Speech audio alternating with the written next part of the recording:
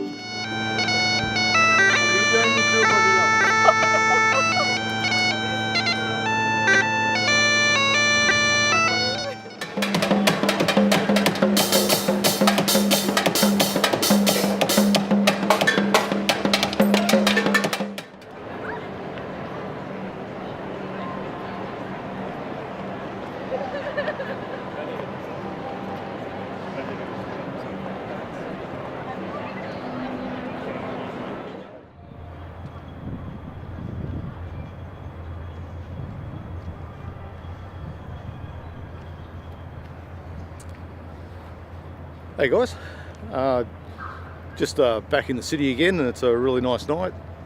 Tonight we've got the laser light show going on as part of the Melbourne Fringe Festival, and I thought that I'd mention one of the issues for many of the homeless, because when there's major sporting, cultural and art events going on in the Melbourne CBD, many of them try to move out into the suburbs, etc.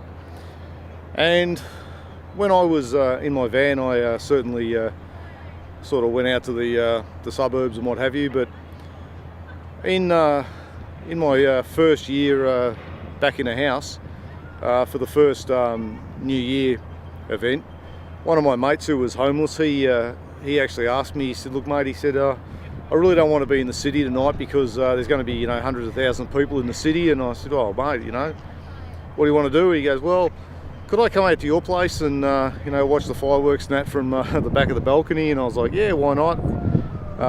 Checked out with the housemates if they were happy about that, and that was fine. And he said, "Oh, look, can I sleep on your couch for the night or two?" I said, "Oh, whatever you want to do, mate, that's fine." And the most important thing was making sure he was safe, and that was great, and he really appreciated it. And that's one of the big issues. It's great that we got the city. It's certainly a lively city, and there's lots going on, but it can make it tough. We've got the grand final coming up in a few weeks' time, and there's quite a few of the homeless that sleep in and around the MCG and in the city and that. And they, I'm not really sure what their options are. When I was in my van, at least I could head further away than they can. But this just really shows just one of the things that can be, it's a paradoxical point. Certainly the sporting events and that are really good for Melbourne, but it can be a real issue for the homeless. And it's one of the things that a lot of people in the, certainly in the homeless sector and certainly myself get a bit worried about. We often hear about how, once again, and it happened recently where Melbourne's voted in as the most livable city in the world. Well, it is for a lot of people, but unfortunately, there are some who just, they're in a really tough situation. So it's not as good for them, and that's exactly what it was like when I was I was homeless in my van, and it's certainly what it's like for those that are homeless on the street. So, but all you can hope for, and I hope that the ones that are certainly out and about tonight, they can sort of take in, at least it's not raining, and there is a bit of a light show on, and the art centre's lit up nicely, and maybe try and appreciate it. But it is difficult, and you know, and that's just one of the things that people often don't get. And I can certainly vouch for the fact that when I was in my van and that, I'd come into the city and I felt disconnected. I didn't feel part of society. I didn't feel that I was involved or anything like that. And that's a totally different feeling to I am now. You know, right now tonight, I mean, there's a few people wandering around, and here I am. I've got my camera set up and I'm doing this little video thing, you know, and.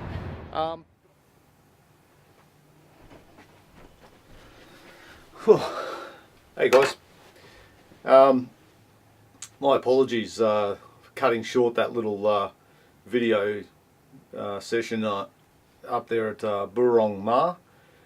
I actually screwed up the next couple of lines and didn't realise until I got home and downloaded them into the computer. So there's a mistake. You know, we all make things like that, especially when you're doing this sort of work.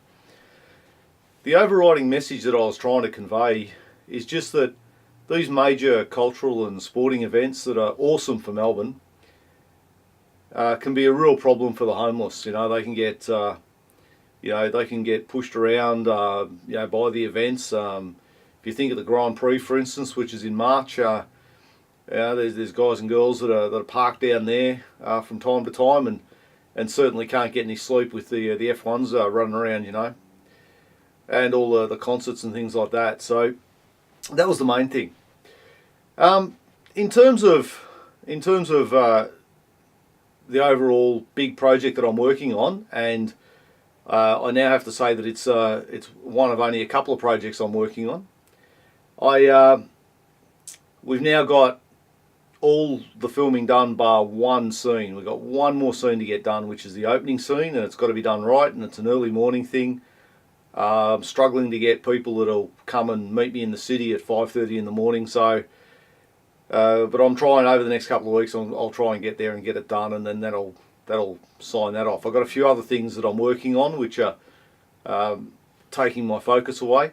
I've actually got to working on another documentary. Many people would notice that I'm completely bald and have been for quite a while. I have a condition called alopecia, and with a classmate in one of the classes at uni, we're going to produce a documentary just to raise awareness and look at some of the psychological and physiological effects of having alopecia. Couple other things. In another class, I'm going to be making a music video, and that's in a couple of weeks' time. So that's going to be something completely different. I've never been involved in making a music video. So the amount of filming I've got going on, people might wonder, geez, you know, why did I think it was necessary to spend a couple of grand on a camera and all of that? Well, with the amount of film that's going on, I'd be forever loaning stuff from the uni. So it's great that I've got my own gear, and it's been awesome. And during the week, I was asked. You may remember that last week I featured. I had an interview with John Bayliss, who's the CEO of RecLink Australia, and I was at their grand final, and it was an awesome event.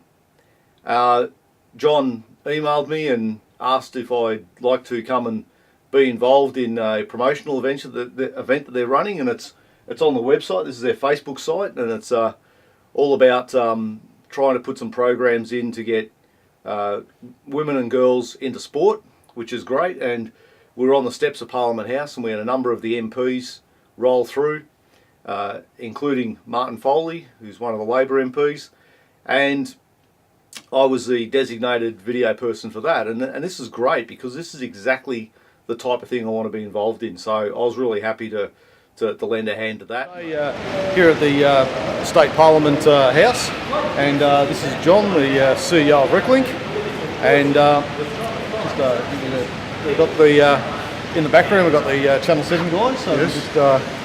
We're just there we go. Move out the way. There we go. We've got the as you can see, is that Channel 7? Yeah, we've got the Channel 7 guys in the background. So yeah. All right, just a bit of a test run. Yes.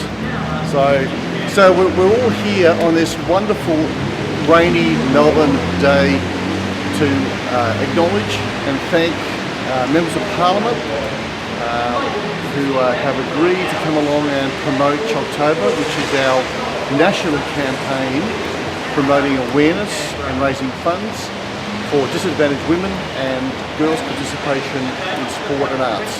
Yep. Oh, look, that's an excellent project, and it should all go pretty good. So yeah, see how it goes. And thank you for your support. So we'll be back shortly, all right? So I was really happy to lend a hand to that, and they've already used some of the videos on their social networking, which is exactly what it was all for. At a personal level, over the last 12 months, my focus has been getting into this type of thing, and I sort of wanted to get to a point where I'd be doing this sort of stuff. I've been handing people out copious amounts of my business cards, or contact cards as I like to call them, and it basically says freelance writer artist, and I've been published in the big issue and things like that, so the freelance writer thing is appropriate, but it hasn't reflected my current direction, and it's been a little bit frustrating. So what I've done is I've taken some nice shots and I've standardized my marketing across my social network framework. So Facebook, Twitter, I do also have an Instagram post site, but don't even try to go find it. It's not something I've basically reserved the name for the moment.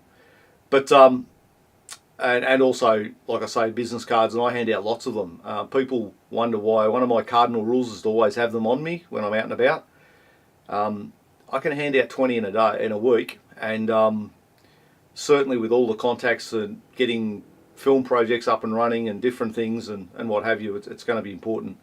It also means that it standardises my, I suppose, designation of what I see myself as at the moment. So I've listed myself down on my social networking. I'm a producer of digital content, which I don't think is a lie by any means. That's exactly what I'm doing, and it'll be now reflected across all that marketing. Later in the year, I do hope to get a website, and I've been talking about a website for about 3 years, I think, but I'm sort of getting there. Funny, 20 years ago I had a website, so there you go. But I just haven't got around to it. Maybe the current marketing doesn't really need it.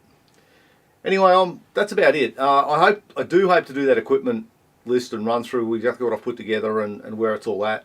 And it's been great to be able to get some corporate support. I benefited from some professional development funding, which came out of the Bosch Corporation, which was awesome, and it's just been great. And like I say, in terms of the actual overall project, we've just got one more scene to film, and then it'll be into post-production, and that's dragged on way further than I ever expected. So it's a learning process, and yeah, it has been a learning process, I must say.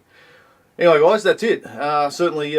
It's been an interesting week. Like I say, we had the Fringe Festival stuff, we had the laser light show, a couple of the street buskers were doing their thing. The guy at Flinders Street Station banging away on his pots and pans was pretty interesting, and also Luigi and Elmo playing away there. And there's certainly some colourful characters on the streets, and that's by no means a slander to the homeless. There are colourful characters on the streets. End of story. All right, guys. Cheers.